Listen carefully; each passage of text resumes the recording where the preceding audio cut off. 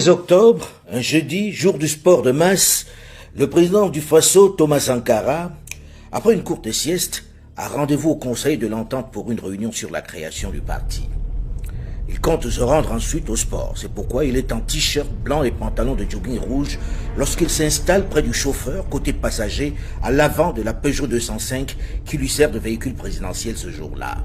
Comme d'habitude, il a pris du retard sur le début de la réunion puisqu'il est 16h20 lorsqu'il arrive au Conseil de l'Entente. La réunion devait démarrer à 15h. Les autres sont déjà sur place et l'attendent.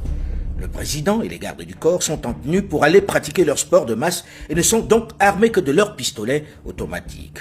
La 205, suivi par 4 de ses gardes du corps, arrive devant la cour attenant la réunion du Conseil de l'Entente. Les chauffeurs, après avoir garé leur véhicule, sortent et s'installent à l'ombre des grands arbres. Et je vous dis, moi j'avais 45 éléments qui étaient là pour la sécurité. Il y avait la sécurité d'une manière générale et la sécurité rapprochée du président. Comme c'était corsé et comme la zizanie était créée le 15, non, à une certaine période, là, on a défendu le mixage justement de la sécurité. C'est-à-dire, la sécurité rapprochée là était carrément détachée des autres. C'est-à-dire, pas de contact avec justement ceux du conseil. Le palais est là, avec le président à côté, la garde rapprochée, personne ne s'en mêle. Donc c'était comme ça. Quand le tigre est quitté, aller maintenant dans le pêle-mêle, qu'est-ce qui était contrôlable? À 16h35, le président prend place au bout de la table de réunion. Alouna Traoré, qui revient du Bénin en mission d'information pour la création du parti, commence son rapport.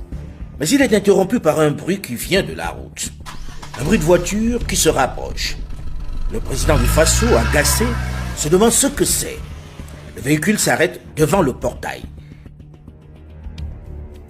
Et aussitôt, c'est le vacarme des tirs de Kalachnikov. Les balles nous sont tombées dessus comme une pluie. Quand vous êtes dans une maison en tôle et quand il commence à pleuvoir, c'est war. C'est exactement ce que nous avions. Les chauffeurs et les gardes du corps qui attendaient sont les premières victimes. Les gardes qui veillaient dans le couloir, ceux qui, comme les chauffeurs, étaient restés dehors, ainsi qu'un motard de la gendarmerie, Soré Patanema, arrivé par hasard pour apporter du courrier au siège du Conseil national de la Révolution, sont froidement exécutés par le commando. À l'intérieur, les 7 hommes se sont couchés au sol, se protégeant derrière les fauteuils. Sankara est le seul armé.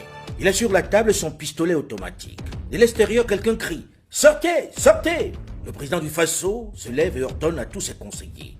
« Restez, restez, c'est moi qu'ils veulent. » Ils quittent la salle des réunions les bras en l'air.